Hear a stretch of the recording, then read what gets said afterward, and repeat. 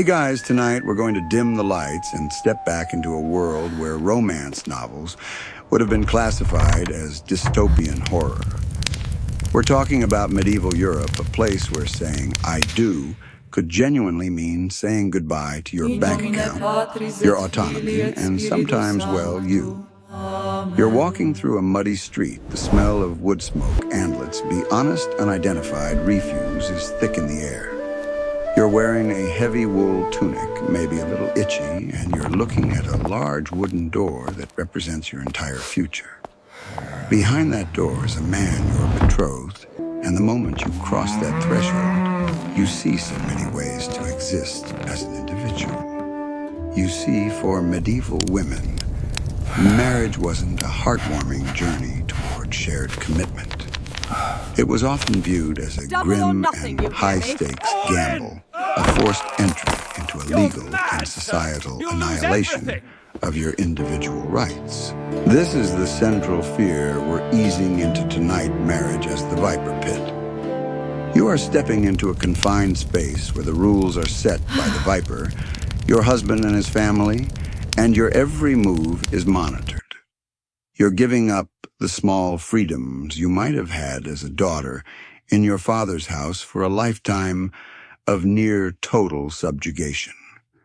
The stakes are so high because if things go wrong, there is no easy exit, no friendly lawyer on retainer, and certainly no supportive gal pal brunch the next day to talk it all through. Historians still argue whether the perception of domestic danger was greater than the reality. But honestly, the legal framework alone was enough to keep you up at night. Think about your modern life for a second. You have a phone, a bank account, a passport.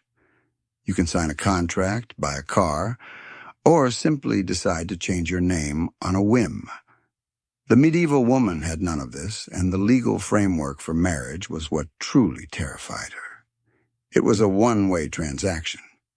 You might, as an unmarried woman, inherit a small piece of land or have some say in your local manor, but the moment the priest finished his words, all those rights, your usufruct the right to use and profit from property and any future earnings, were instantly absorbed into your husband's legal person. It was like logging into your favorite online game and finding out that the terms of service agreement you clicked without reading says, "Upon marriage, all your hard-earned gold epic armor and rare mounts will be instantly and irrevocably transferred to your spouse. Have a nice life." It's an unpleasant reality check. But here it is, if you were a medieval woman, you probably wouldn't survive your marriage, or at least you wouldn't survive it happily or with any sense of self-ownership. This is the truth we're going to explore over the next hour or so as we drift off into the past. We're not talking about princesses and knights. We're talking about the raw, muddy reality of life in the Middle Ages. The fear was pragmatic, rooted not in fairy tale anxieties, but in the cold, hard letter of the law and the terrifying randomness of early modern life. You were marrying a man you barely knew, whose temperament was an unknown variable, and whose legal power over you was virtually absolute. A quirky or fringe tidbit to settle us in many communities had strict rules about how a woman could announce her engagement. In some parts of Germany, for instance, a woman was expected to sit silently under a specific tree outside the village, the Lenenbaum der Braut for, a full day. If she was disturbed by a bachelor, it was taken as a bad omen, for the marriage a subtle public demonstration that the marriage might not be entirely her choice. It's a beautifully simple, terrifyingly public way of saying, "Here I am waiting for my fate," and hoping no one with a sense of ill will happens to walk by. Now, before you get comfortable, take a moment to like the video and subscribe, but only if you genuinely enjoy what I do here. And if you're feeling up to it, let me know your location and the local time in the comments. It's always nice to know who's joining me on this sleepy historical trip. Now dim the lights, maybe turn on a fan for that soft background hum, and let's ease into tonight's journey together. Your first major hurdle. The thing that makes that heavy door feel like the entrance to a dungeon is the dowry. This isn't just a quaint tradition. It's the financial instrument of your personal demise. You don't just get married. You are purchased, or at least your upkeep is negotiated with a dowry. This is the mainstream historical fact that underpinned everything the dowry, or does in Latin, was the wealth, goods, or estate that your family transferred to your husband or his family upon your marriage. It was intended to support you during the marriage and ostensibly provide for you should you become a widow, though that was a risky gamble itself. The problem is, as soon as the parchment was signed, that money, those fields, or those silver spoons, became your husband's property. Full stop. Imagine you're 16. Your father has spent the last decade saving for your dowry. Maybe it's a chest of linens, a few head of cattle, or the rights to a specific mill. You watch it all get handed over to your husband's demanding father, and you realize you have zero control over it. It's like your parents gave your spouse-to-be a blank check for your future well-being, but the check is made out to him, and he's not required to show you the bank statement. If he takes that wealth and squanders it on a terrible business venture, a disastrous shipment of wine from Bordeaux, perhaps, or a bad bet on a horse, you are left with nothing. His poor judgment directly impoverishes you, and you have no legal recourse to claw back your family's generational savings.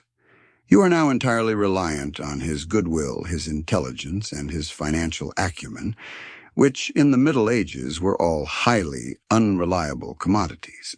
It's a terrifying thought.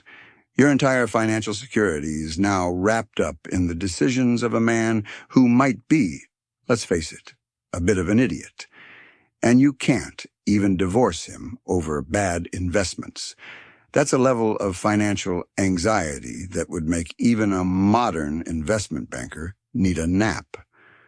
This vulnerability is the first heaviest layer of your fear as you approach that wooden door contemplating the vows and the viper pit that awaits you.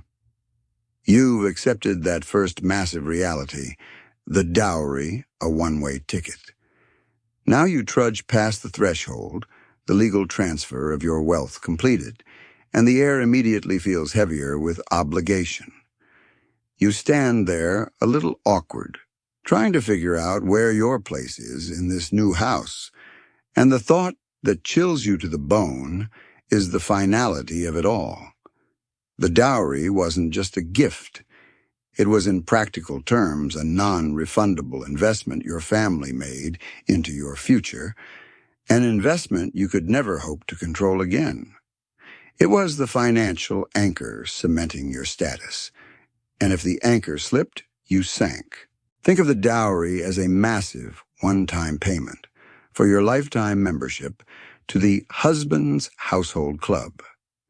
Except this club has mandatory labor, no easy exit clause, and the board of directors, your in-laws, can change the rules at any time. When you were single, your assets, however meager, were largely your own, or at least under the protective umbrella of your father. That protection evaporates instantly.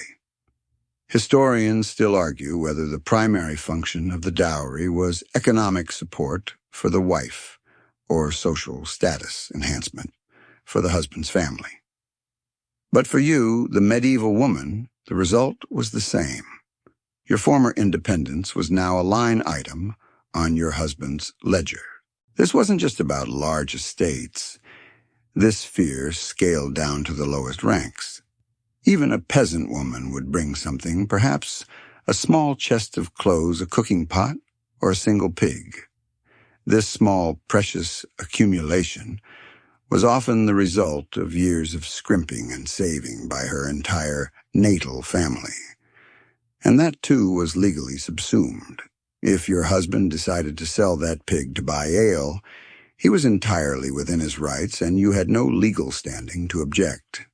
It's the sheer lack of recourse that creates the deep, simmering anxiety.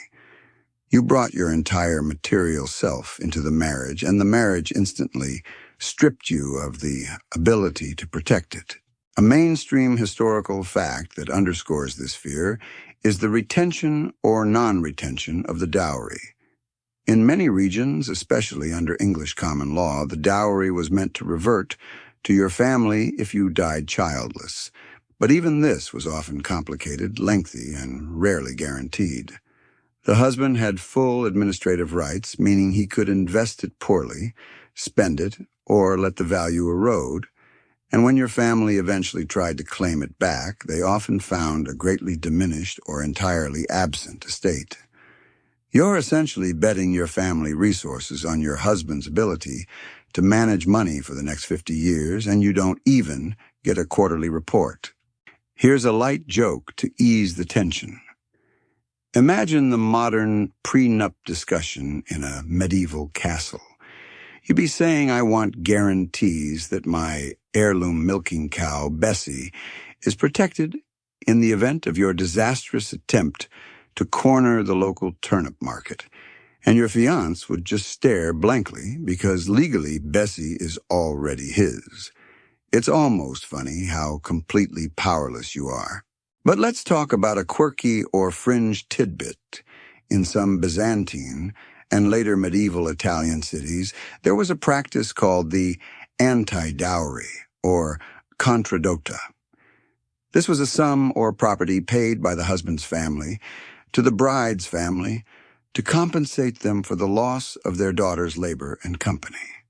It was incredibly rare and mostly symbolic in the grand scheme, but the fact that it existed at all shows that some people somewhere recognized that the dowry system was fundamentally one-sided.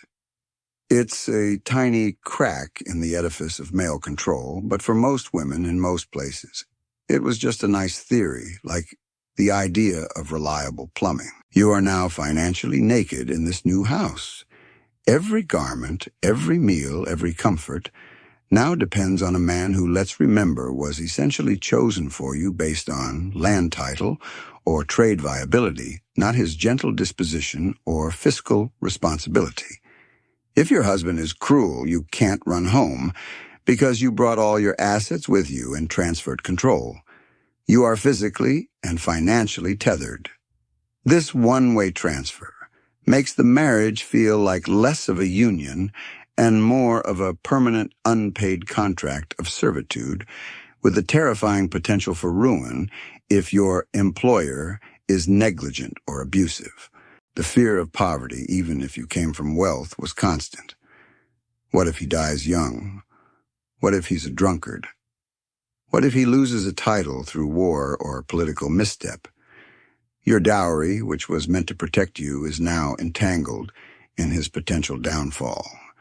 This realization that your security is entirely external and uncontrollable is what makes the prospect of marriage a source of genuine dread.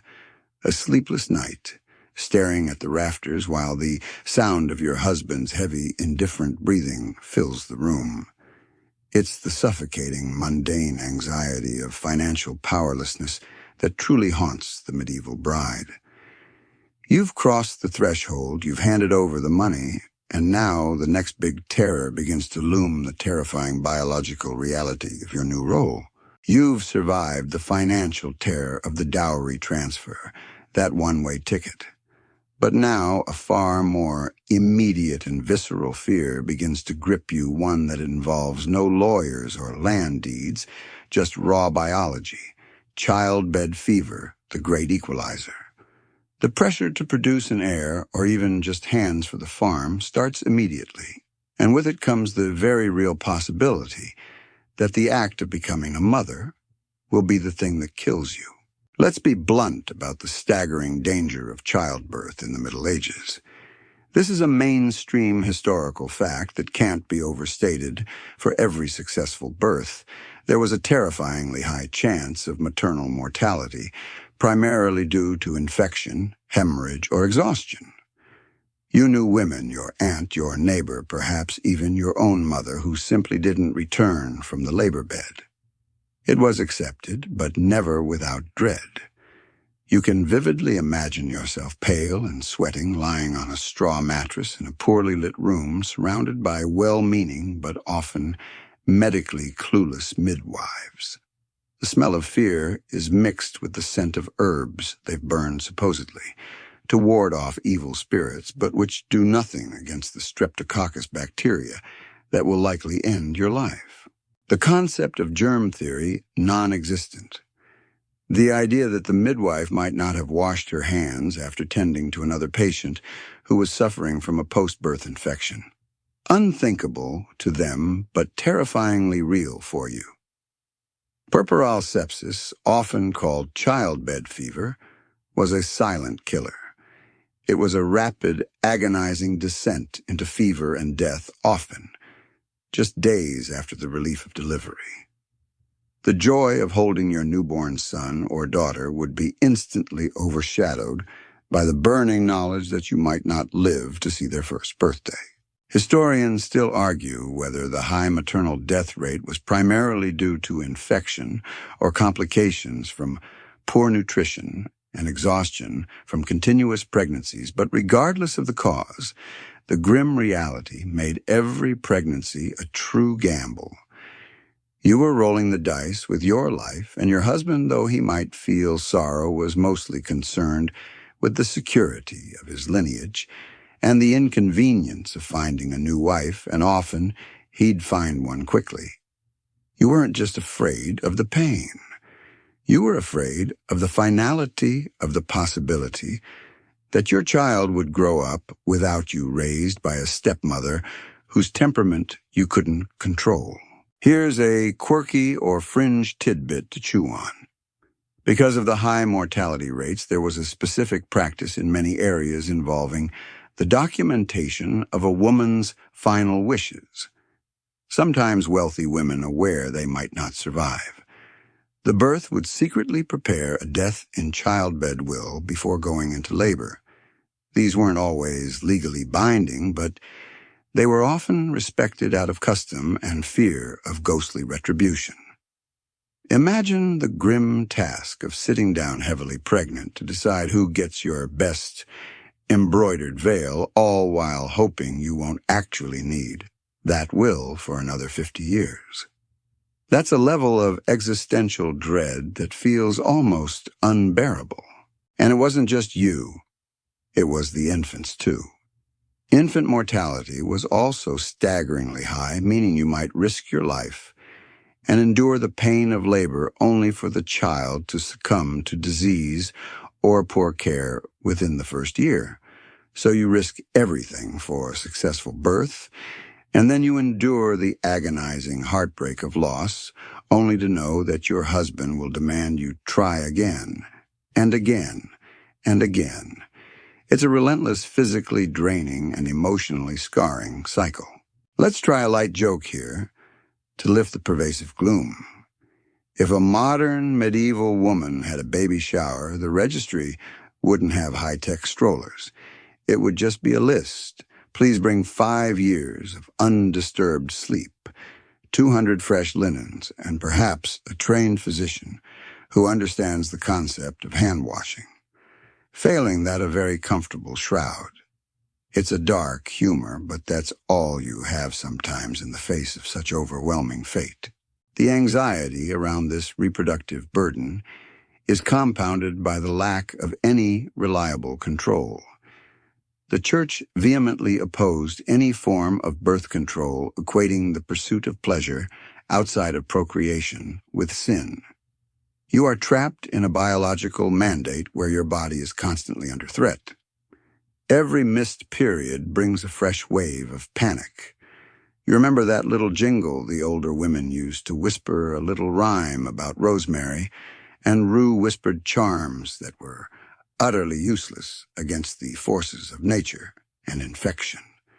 This fear, the gnawing, constant anticipation of life-threatening labor, was the deep physical reason why marriage felt like a shortened sentence rather than a lifelong partnership. You are a biological engine for your husband's lineage, and that engine is constantly on the verge of breakdown. This terror of the body leads us directly to the legal terror of the mind, the absolute legal erasure that confirms your position as property. You've faced the dangers of the dowry, the crippling fear of the childbed, and now you must confront the cold, absolute legal reality that formalizes your powerlessness, the law's cold shoulder coverture. This is the mainstream historical fact that essentially wiped your identity clean the moment you took your vows. You cease to be you. You become a mere extension of your husband. The legal doctrine of coverture, a term rooted in the idea of being cover-dictated, that upon marriage a woman's legal existence was suspended, or at least incorporated, into that of her husband.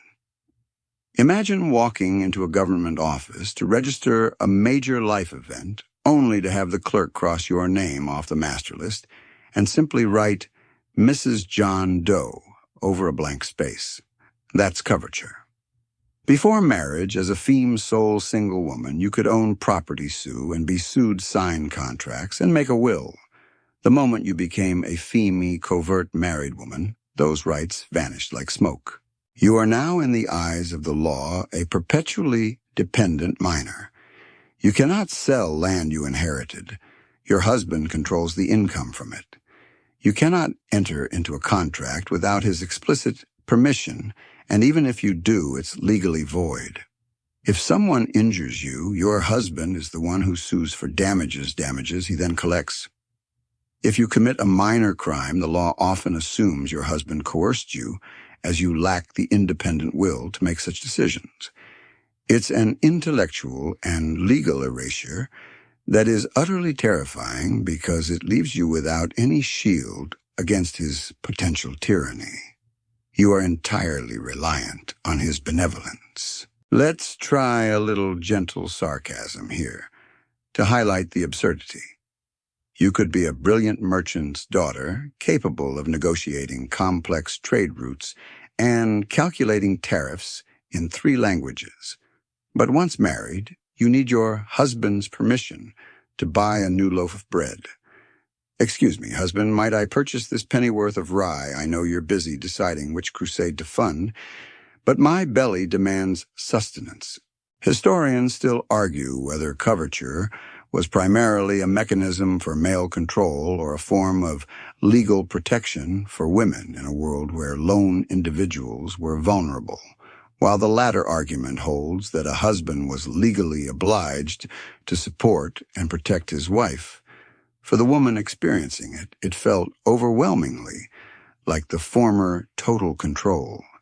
This protection was a cage with a pretty velvet lining. A quirky or fringe tidbit related to coverture is the rare exceptions found in some European towns, particularly in parts of Italy and France where Roman law traditions were stronger. These areas developed specific customs like the separate estate for a married woman. In some urban areas, especially if you were the wife of a wealthy merchant, legal clauses could be drawn up to allow you to conduct trade-owned property and even keep your own earnings entirely separate from your husband's estate.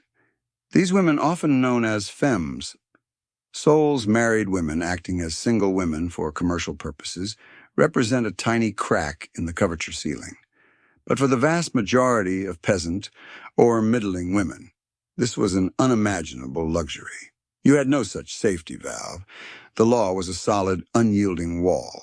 The pervasive fear of this legal nullification extends into the deepest parts of domestic life. You can't leave him because you have no access to your own funds to travel, and any property you had is now his.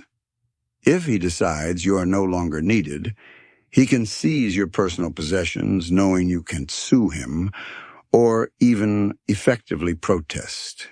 You are quite literally legally trapped. This lack of legal standing creates a palpable, constant anxiety. Imagine living in a shared space where every decision, from the temperature of the soup to the sale of the family cow is made by someone else, and you have zero veto power, zero ability to negotiate based on your own interests or safety. The psychological weight of this dependency is immense. Every time you see a lawyer or a royal official, you feel invisible. You realize that your voice carries weight only when mediated by your husband's authority. This feeling of being legally swallowed whole is what made the walk down the aisle feel like a final march. You are not just marrying a man, you are legally dissolving yourself. And the moment that dissolution is complete, you are thrust into the very physical, very real power structure of his immediate family, a new set of masters who have been watching the whole process unfold. You've given up your birth family's name, your birth family's protection, and your own legal standing, all to enter a new system where you are at the very bottom of the hierarchy. You've been legally absorbed, your money is gone, and the childbed looms. But the terror is also intensely domestic. You are now thrust unprotected by the doctrine of coverture into the home of your husband's family. And here the cold, hard law intersects with the petty grinding reality of everyday life. The in-laws and unpaid internship. This is one of the most often overlooked domestic stressors, a source of daily suffocating anxiety for the newly married medieval woman. In much of medieval Europe, particularly among the landed peasantry, and even minor gentry, the marital household was not a nuclear family unit, setting up a quaint new cottage. It was a complex, multi-generational machine, and you, the bride, were the newest, lowest-ranking cog. You didn't just marry your husband. You married his entire family, his dominating mother, his critical sisters, and his stern, often silent father.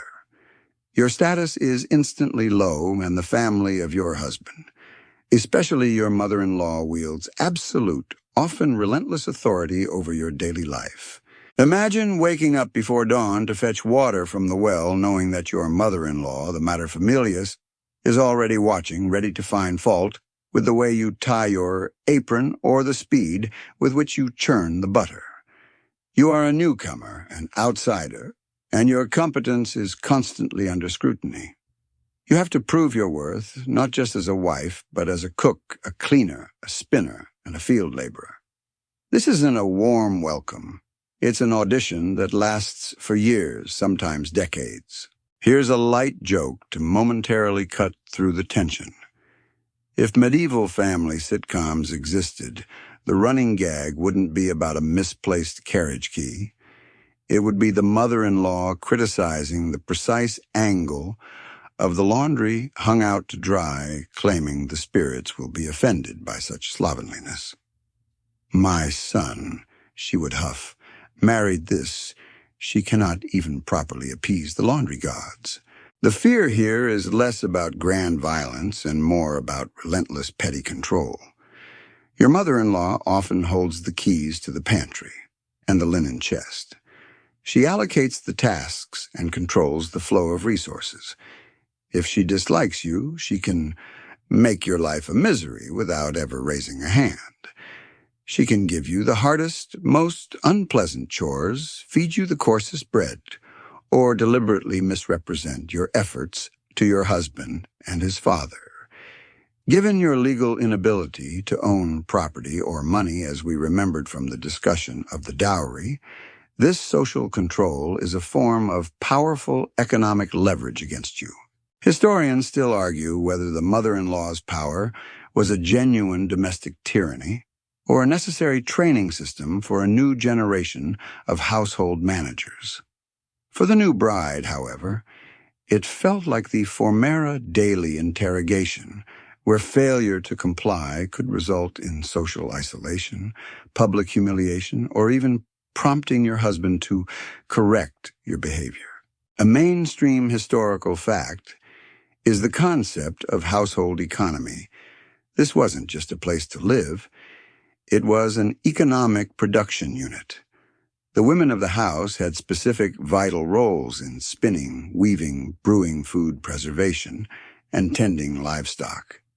If you failed at your assigned tasks, the entire household suffered financially.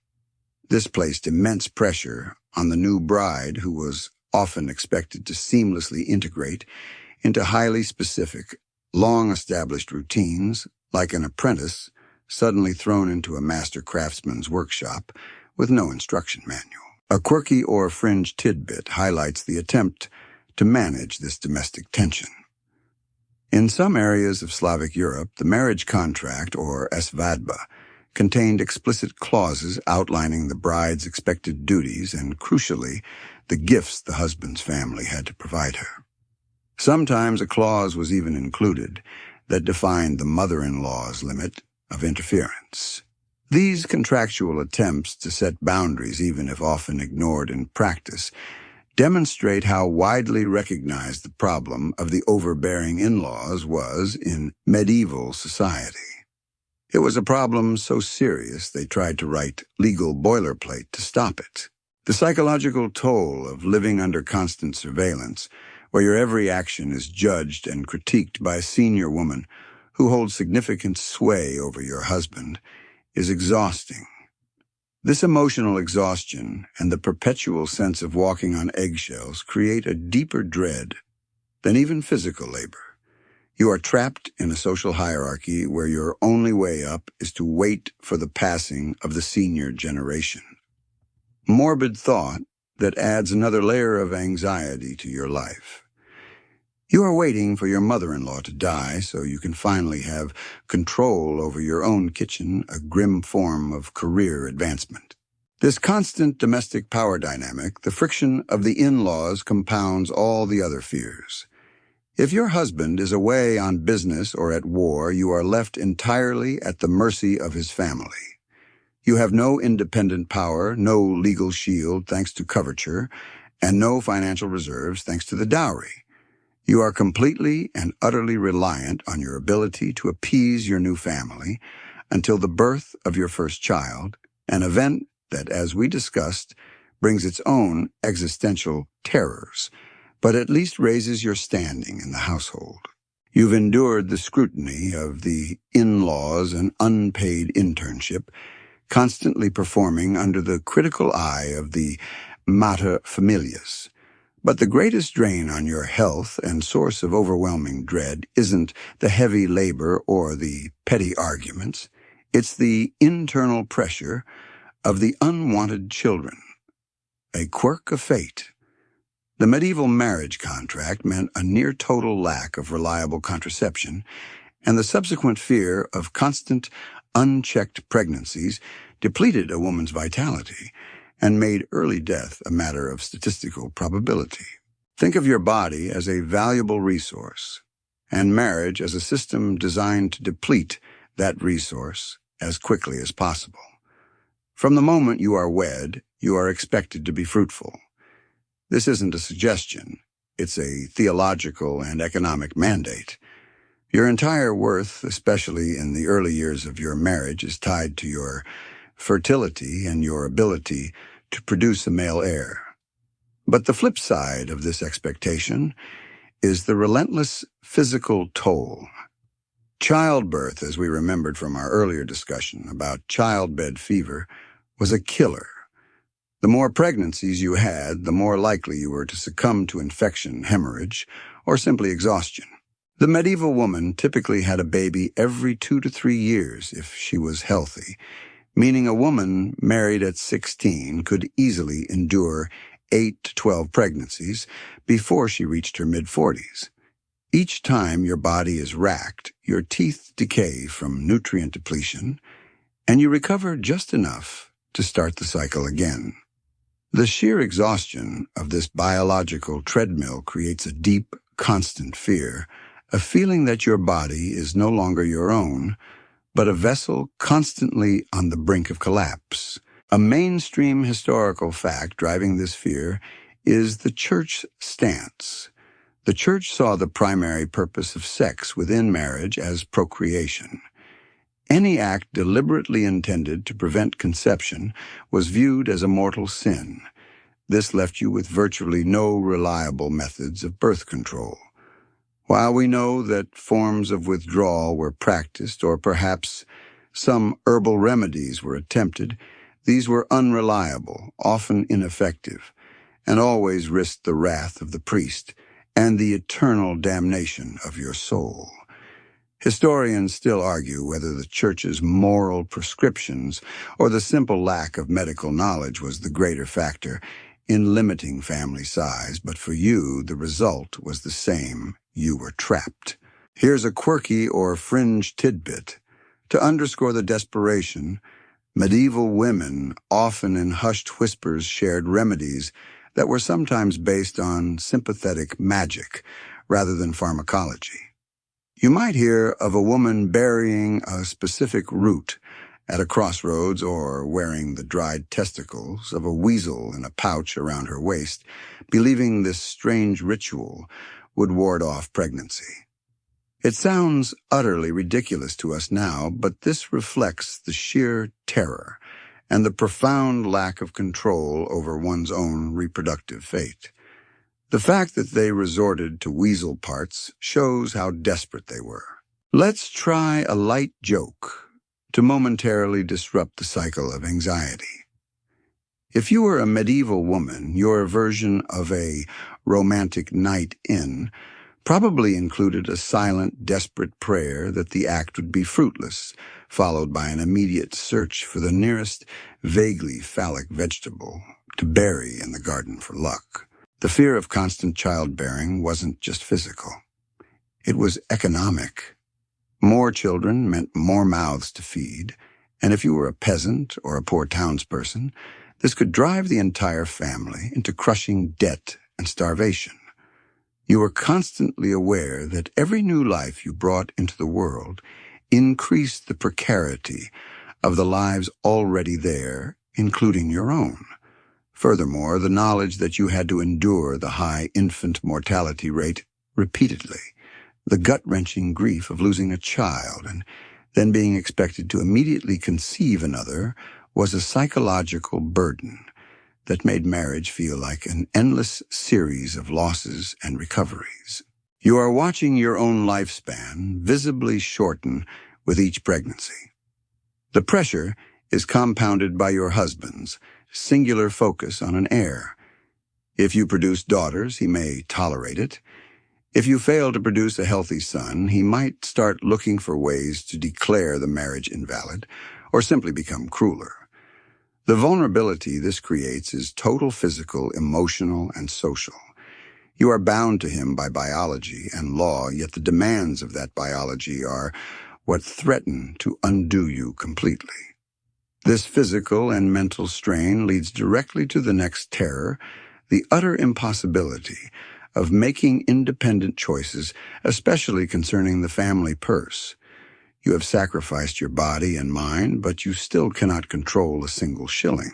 You are trapped in the endless, exhausting cycle of bearing the unwanted children your body perpetually depleted, yet you still lack the most basic control over your day-to-day existence. This brings us to a pervasive, grinding anxiety, money and misery, economic dependence. The moment you became a fee-me covert under Coverture, you lost total control of your finances, making even basic purchasing decisions impossible without your husband's permission. Imagine holding a few pennies in your hand, money you earned from selling surplus eggs or perhaps a small gift from your mother. You want to buy a new sturdy needle or maybe a small vial of saffron to brighten the winter stew. But you hesitate. Why?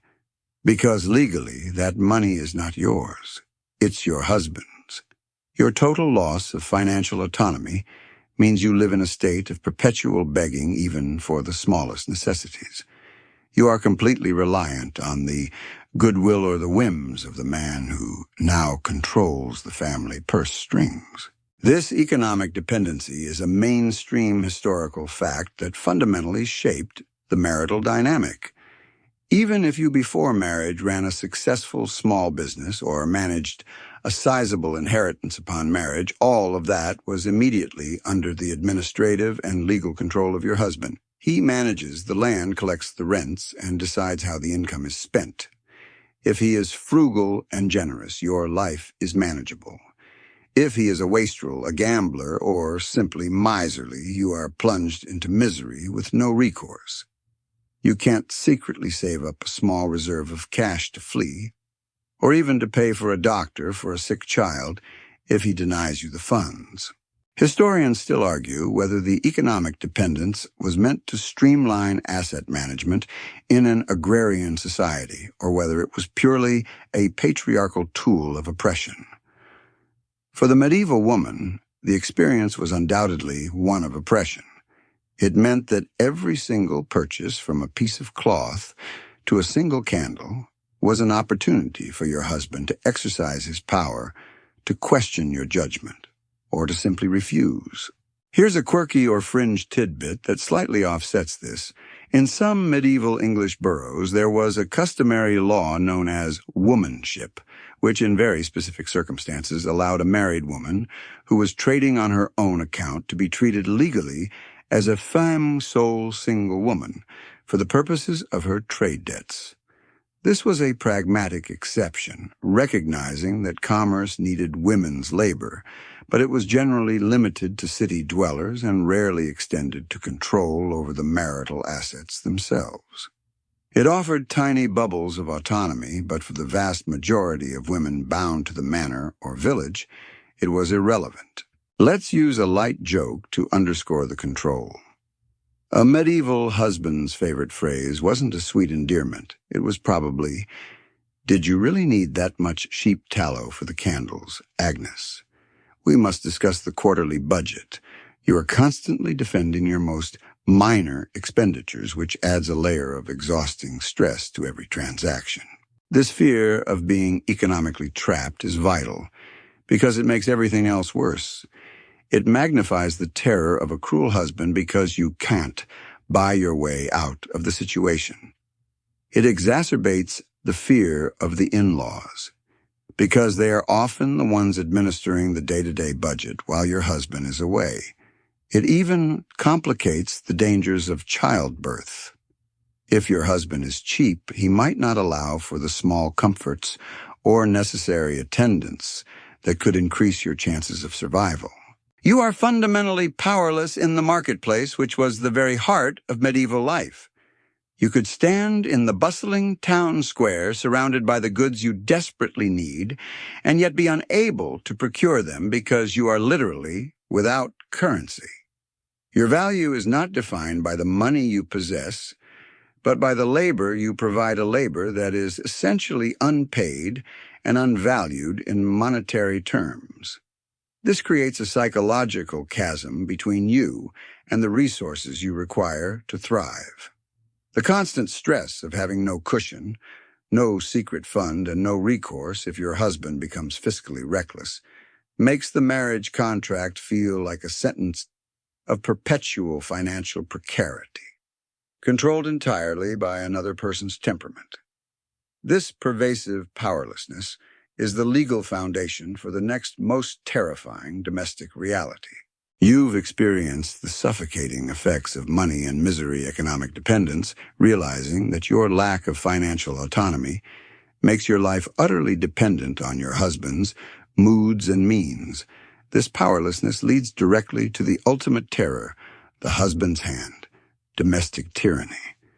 We must now face the reality of spousal abuse, which was often legally permissible or ignored, making escape nearly impossible for medieval women. The fear of physical violence was not abstract. It was a daily gnawing possibility. In a society structured by clear hierarchies, where the husband was considered the undisputed head of the household, a king in his own small domains, his authority was backed up by law, custom, and the teachings of the church.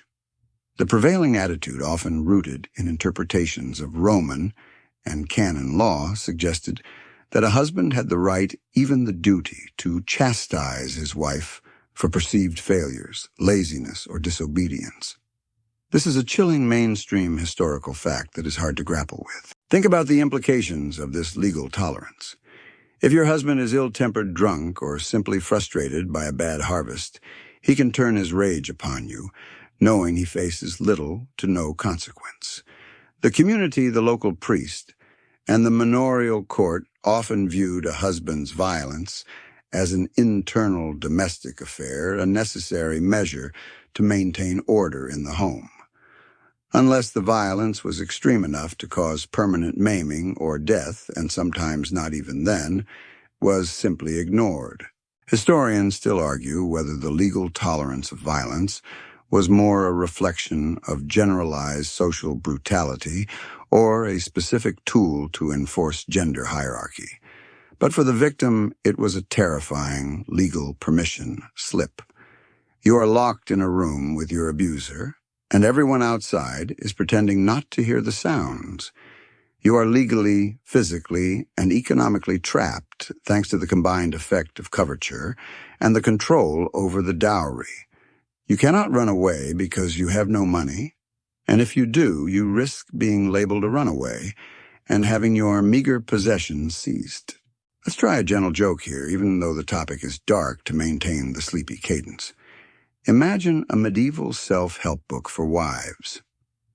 Chapter 1 would be titled, How to Behave Perfectly to Avoid a Thrashing, and the subsequent 300 pages would be blank because the advice is futile. The violence often has nothing to do with your behavior. It's a terrifying joke about the lack of control. A quirky or fringe tidbit demonstrates the small, desperate attempts at control. In some medieval legal codes, particularly in parts of Germany and France, there was a developing concept of moderation in chastisement. The law might state that a husband could beat his wife, but only with a stick no thicker than his thumb. This bizarre legal measuring stick, often called the rule of thumb in later English folklore, though its origins are debated, was a pathetic yet significant attempt by legal systems to impose some limit on domestic brutality. The fact that the law's protection was simply a directive to use a slightly smaller weapon underscores the fundamental lack of safety. The fear wasn't just physical pain. It was the total psychological terror of never being safe, even in your own bed. The husband is your legal protector, yet he is also your primary threat. This cognitive dissonance that the person you are legally bound to is the person who can lawfully harm you creates a deep paralyzing dread that underpins the whole marriage experience. And if you attempted to defend yourself, the law was rarely on your side. Your self-defense could be interpreted as insubordination, doubling your offense. This complete absence of legal and physical protection made marriage a contract of enforced vulnerability. You are a female covert whose cover is permeable, allowing violence to pass right through. This is the moment the medieval woman truly realizes her position is one of perpetual, unshielded risk. The thought of this being her fate until death is agonizing, which is why the idea of escaping this cycle, even through the death of her husband, takes on a morbid, almost hopeful connotation. You have endured the threat of the husband's hand, domestic tyranny, knowing that the person legally obligated to protect you is often the one causing the deepest harm. For the medieval woman bound by coverture, economic dependence, and the church's dogma, the only viable escape clause, the only path back to legal identity and control was a grim one: widowhood, the bitter freedom. The fact is, while you would mourn the man, you would simultaneously gain back yourself. Becoming a widow femme, sole again, was often the only path to regaining legal independence, control over property, and the right to make your own decisions. It's a tragic irony, a mainstream historical fact that underscores the miserable state of being a married woman. Your greatest opportunity for freedom came through death. Imagine the complex, even contradictory emotions. There is genuine grief. You have, after all, shared a life, perhaps built a family, and certainly relied on him for protection in a brutal world. But underneath that sorrow is a profound, almost electric sense of relief. The constant psychological pressure of the husband's authority is gone. The perpetual fear of his moods, his potential violence, and his financial recklessness evaporates. You can finally, perhaps for the first time in your adult life, sleep soundly knowing your decisions are your own. As a widow, you immediately reclaim your legal personhood. You can now sue and be sued, sign contracts, buy and sell property, and crucially manage the remaining marital assets and the portion of the estate set aside for you. This control is why your unmarried years before the terror of the dowry suddenly feel like a lifetime ago. You are now legally and economically a powerful figure in your own right, a figure who commands respect in the community, a stark contrast to the theme, covert, you were moments before. Historians still argue whether the elevated status of the widow was a true reflection of respect or merely a temporary legal necessity to manage estates until the next male heir came of age or the widow remarried. But regardless of the scholars' debate, your experience is one of newly acquired power. You are for a fleeting period master of your own destiny. You are often expected to step into your husband's business dealings, manage the estate, and even direct the labor on the manor or farm. You are in effect the new head of the household, a stark sudden promotion from the lowest rung of the in-laws hierarchy. Let's try a light joke to ease the transition from doom to agency. If medieval society had a dating profile for a widow, it wouldn't mention her charm. It would just say recently liberated, possesses legal capacity, owns a moderately productive mill and several good goats. Absolutely no prenups, thank you. A quirky or fringe tidbit related to this liberation is the cultural practice of widow's bench, or widow's portion. In some Germanic and Scandinavian cultures, the widow was given a specific, legally guaranteed right to remain in the marital home, sometimes with a particular seat or section of the house reserved solely for her.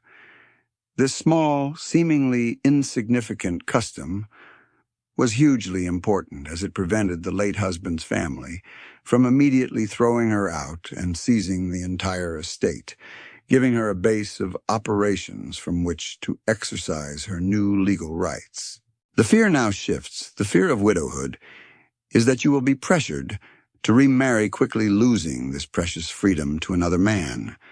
The economic and social realities were such that many families didn't want a woman controlling their assets, and the church certainly preferred women to be under a man's guidance. But for a time, perhaps, for the rest of your life, if you were clever, you enjoy this bitter freedom. You are an anomaly, a fully independent woman in a world designed to suppress your autonomy. The memory of your years under your husband's control makes this freedom all the more valuable and terrifying to lose. This brief taste of true independence clashes violently with the powerful institutions that shaped your earlier life, primarily the unyielding authority of the church. You are savoring the rare taste of widowhood, the bitter freedom, a period where you have reclaimed your legal self, yet this autonomy is constantly being threatened by societal pressure. The most powerful, persistent force trying to shepherd you back into submission is the church's shadow divine duty. The theological perspective reinforced the subservient role of women, equating marriage not just with a contract, but with a wholly unbreakable and morally superior obligation. The fear here stems from eternal damnation. The church, the single most powerful institution in medieval Europe, taught that woman's nature was inherently weaker, more sinful, and constantly in need of male guidance. This narrative was cemented by the biblical story of Eve, making you, by virtue of your gender, the moral culprit in the fall of man.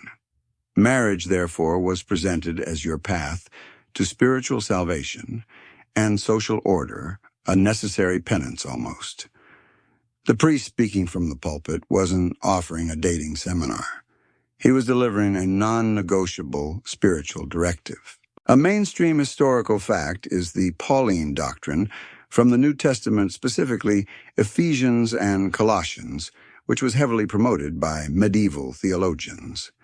This doctrine commanded wives to be submissive to their husbands, placing the husband as the head of the wife as Christ is the head of the church. This wasn't just advice. It was considered God's law.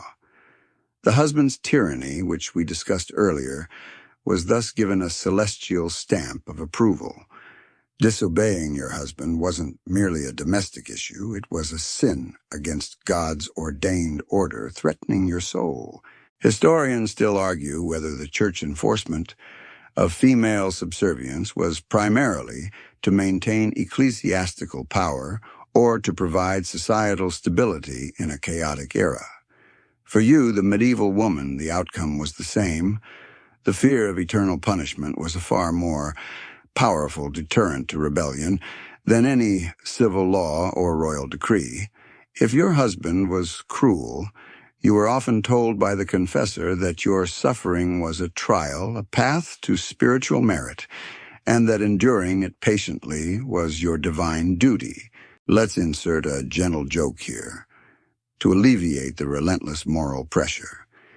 If you asked your priest for marriage counseling, he'd probably just sigh, hand you a hair shirt, and say, "Try enduring more patiently, my child, and perhaps pray harder for your husband's soul.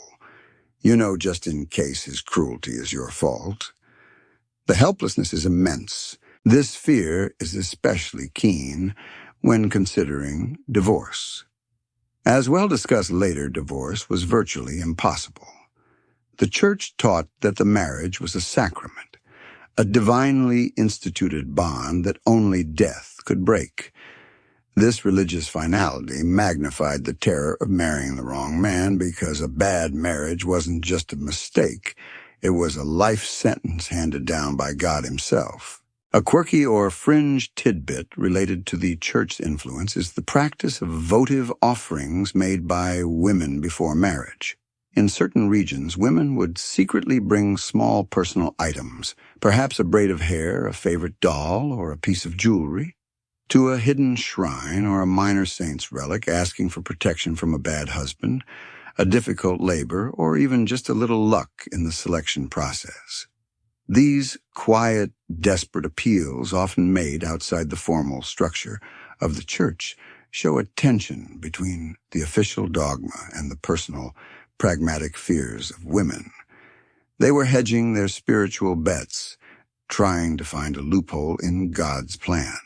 The church's shadow thus ensured that even if you achieved the bitter freedom of widowhood, the pressure to remarry to return to a state of acceptable, protected, and subservient virtue was intense. You were taught that only within the boundaries of a legally and sacramentally defined partnership could you be fully shielded from moral risk. This profound existential fear, the fear for your immortal soul, acted as a constant heavy blanket of anxiety, making the choice to stay single, or even to object to an unsuitable match, seem like an act of dangerous spiritual folly. You felt the crushing weight of the church's shadow divine duty, constantly being told that your only acceptable state is one of holy, submissive marriage. This intense pressure to conform brings us to the counterpoint, the fear and hardship of those who dared to defy this expectation. The spinster, a second-class survival. We examine the social stigma and economic difficulties faced by unmarried women who chose to remain outside the supposed safety of a marital contract. Choosing not to marry was in many ways an act of rebellion, but it was a rebellion that came with a heavy daily penalty. The unmarried woman, often called a spinster, a word rooted in her primary necessary domestic labor, was viewed with suspicion and pity. In a society where every woman was expected to contribute her fertility and her labor to a husband's lineage or household, the woman who remained single was seen as failing her biological and societal duty. This stigma created a profound sense of isolation and constant judgment. A mainstream historical fact is the economic vulnerability of the spinster. While legally she retained the status of a female sole single woman and could own property, she rarely had the access to capital land or trade networks that were controlled by men. For a woman from a wealthy family, this might mean a life of relative comfort as a dependent relative. But for the vast majority of women remaining single, meant a life of grueling, underpaid labor. Your labor as a spinner, seamstress, brewer, or washerwoman was always worth less than the same labor performed by a man. You were excluded from lucrative guilds and often lacked the physical protection a husband provided, making you an easier target for robbers or unscrupulous employers. Historians still argue whether the choice to remain single was truly autonomous or simply the result of economic factors. For instance, a dowry being too small or a lack of suitable partners after plague. For the women living it, however, the perception was that they had somehow failed, and this failure was loudly whispered throughout the village. They lacked the covering and respect that marriage conferred, regardless of its miserable realities. Let's try a light joke to underscore the societal discomfort. If a single medieval woman walked into a tavern, the men wouldn't be thinking, "What a bold, independent spirit." They'd be thinking, "She hasn't been properly claimed. Quick, hide the spoons and ask her if she knows any good hexes." The suspicion was constant and ridiculous. The fear of poverty was paramount. Unlike the widow who could inherit her husband's estate, and perhaps had the cushion of a large dower, a small, legally mandated fraction of the husband's estate, a concept will soon dive into, the spinster usually had to make her own way from scratch. This was often impossible. Her only path to security was to rely on the intermittent charity of relatives, a humiliating and unreliable prospect. Every chill wind, every sickness, every downturn in the local economy felt like an existential threat, as she had no husband's estate to fall back on. A quirky or fringe tidbit reveals a small point of light. In some medieval convents and nunneries, unmarried women found an honorable and secure alternative to marriage. The convent offered a chance for educated women to engage in intellectual pursuits, manage substantial properties, and command respect as part of a powerful religious order. While still under the strict control of the church, for many, the collective security and purposeful labor of the convent was a far preferable exchange to the single, isolated hardship of the secular spinster. It was in effect a safe haven for those who feared marriage more than they feared piety. The dread of the medieval woman facing marriage was therefore two-sided: the fear of entering the viper pit of legal and domestic subjugation, or the fear of standing alone exposed to poverty stigma and the cold indifference of a world structured around patriarchal family units. The safety of marriage was a terrifying illusion, but the freedom of spinsterhood was an equally terrifying reality of grinding hardship. This deep-seated comparison, the pit versus the cold, lonely road, highlights why so many women reluctantly chose the viper pit. But even the pit had its tiny, legally guaranteed slivers of hope, and we must turn our attention to the one legal protection that countered the loss of the dowry. You've considered the bleak prospect of the spinster, a second-class survival, and the choice between that fate and the terrifying contract of marriage suddenly feels impossible. Yet even within the viper pit of marital law, there was one tiny, legally guaranteed sliver of light that offered a small counter to the loss of your dowry property rights, the dower's glimmer. This is where the law becomes momentarily less terrifyingly absolute. The dower, or dos, in Latin contexts, not to be confused with the bride's, dowry the dot, or dos transferred to the husband, was a legally mandated provision for your widowhood. It was a customary or contractual assignment of a portion of your husband's estate, typically 1/3 of all the lands and tenements he held during the marriage, that you would receive upon his death. This is the quirky tidbit. The mirror image of the dowry and its existence is a mainstream historical fact that proves not all legal systems left you completely destitute. Think of it this way: the dowry was your family's money that vanished into his control. The dower was a percentage of his money that was legally earmarked for you and ring-fenced against his creditors or his demanding family. It was the medieval equivalent of a very basic, legally enforced life insurance policy. When you married, you didn't just worry about your husband, you were secretly assessing the value of his estate, because 1/3 of it was your potential safety net. Let's use a gentle joke to contrast the two terms. If the dowry was the non-refundable membership fee you paid to get into the marriage club, the dower was the legally promised slow drip of refund you hoped to get when the club inevitably shut down, i.e., your husband died. The fear here, of course, was that your dower could be eroded. Your husband could sell off his lands during his lifetime, diminishing the pool from which your 1/3 share was drawn.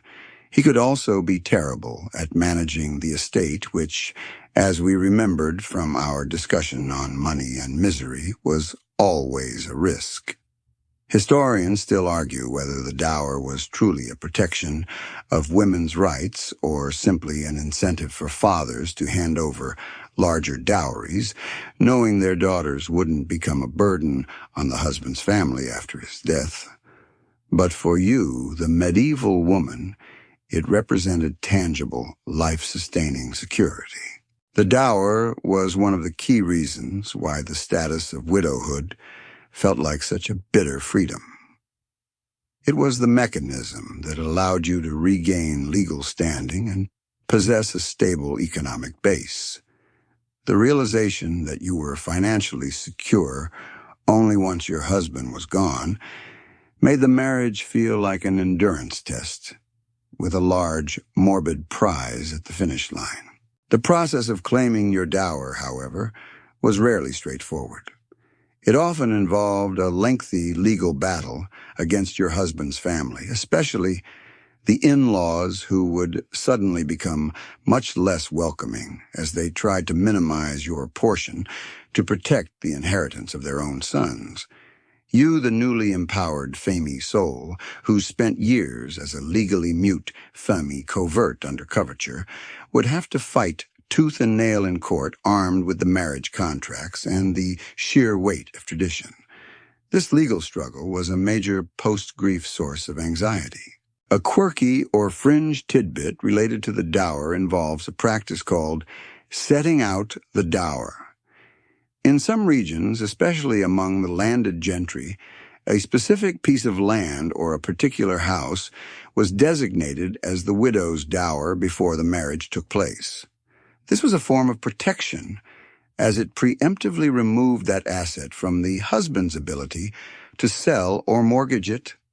It made the claim much cleaner and was highly sought after in marriage negotiations, showing that savvy families were well aware of the legal fragility their daughters faced.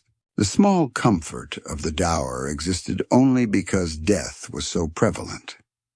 But what if your husband didn't die? What if your misery was simply prolonged? That leads us to the final ironclad lock on your cage, the near total impossibility of legally ending a bad marriage. You've learned about the small, morbid comfort of the dower's glimmer, a legal lifeline that only activates upon your husband's death. But what happens if the marriage is terrible, violent, or simply unbearable, and your husband remains very much alive? This brings us to the agonizing truth that completes your entrapment. Divorce, the impossibility problem. The near-total non-existence of divorce meant a bad marriage was a life sentence only occasionally, and often prohibitively broken by annulment. For the medieval woman, the marriage was sacred and unbreakable, religious sacrament, as we were reminded when discussing the church shadow. This is the harsh, unyielding mainstream historical fact.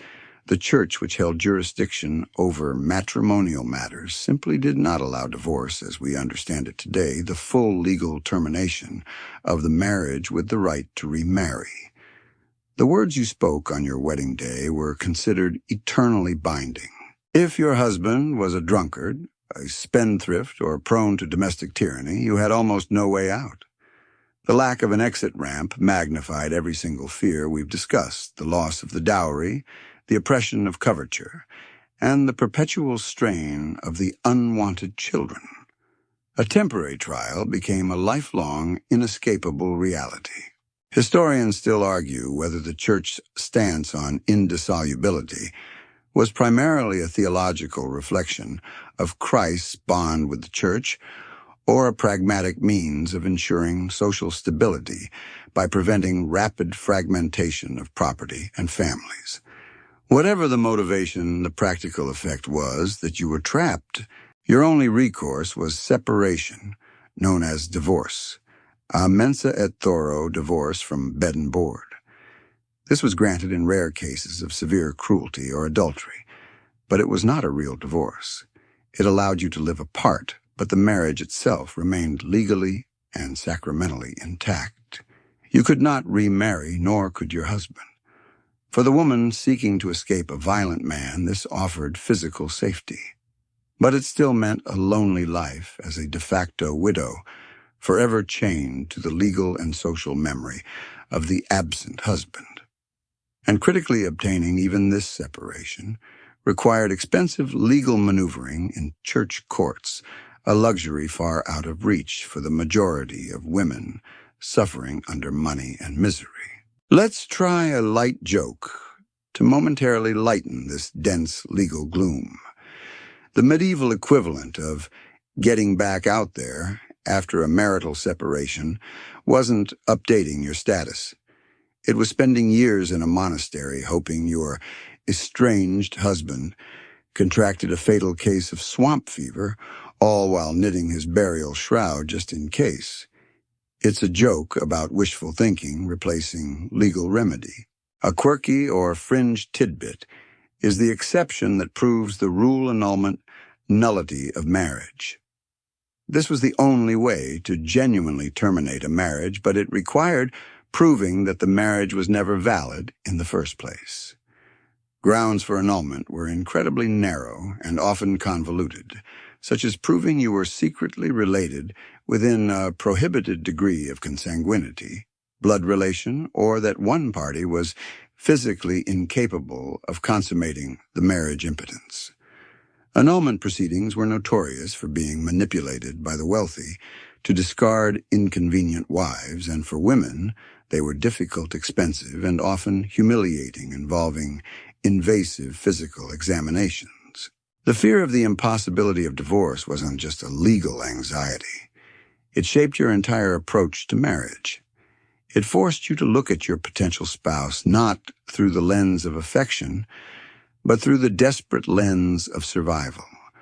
You had to scrutinize his temper, his family, and his habits with the intensity of someone selecting a life raft, knowing that if the raft was full of holes, you would sink with it. The marriage was a game of chance where the rules were fixed, and the only path to escape was death, either his or perhaps your own, due to the endless strain. This permanent, inescapable commitment made reputation, the social currency that defined your existence, all the more crucial to protect. You've accepted the terrifying permanence of marriage due to divorce. The impossibility problem, realizing that your choice is irrevocable. This permanence makes your reputation, the social judgment of your character and behavior, the single most vital yet fragile commodity you possess. The social trap reputation is life. A woman's honor was her only currency, and any perceived failing could ruin her prospects, condemn her to misery, or even lead to severe public punishment. In a world where legal recourse was denied to you by coverture and financial independence was stolen by the dowry, your social standing was the last desperate shield you could raise. Your value was tied directly to the perception of your chastity, obedience, and modesty.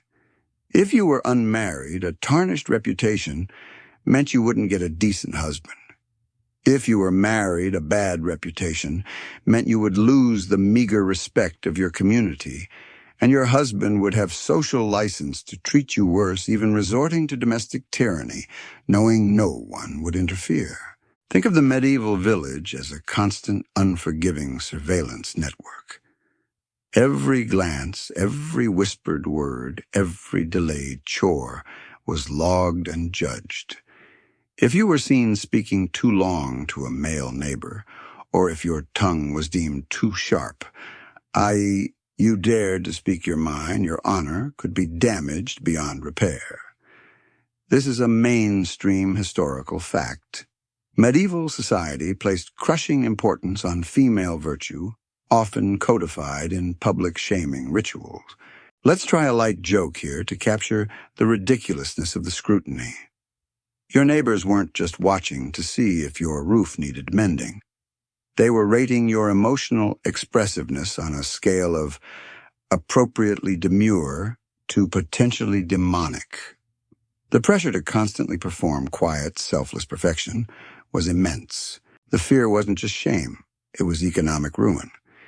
If you were accused of adultery, even falsely, your husband could use it as a powerful justification for separation, a mensa et thoro, often denying you access to any maintenance or even your rightful portion of the dower.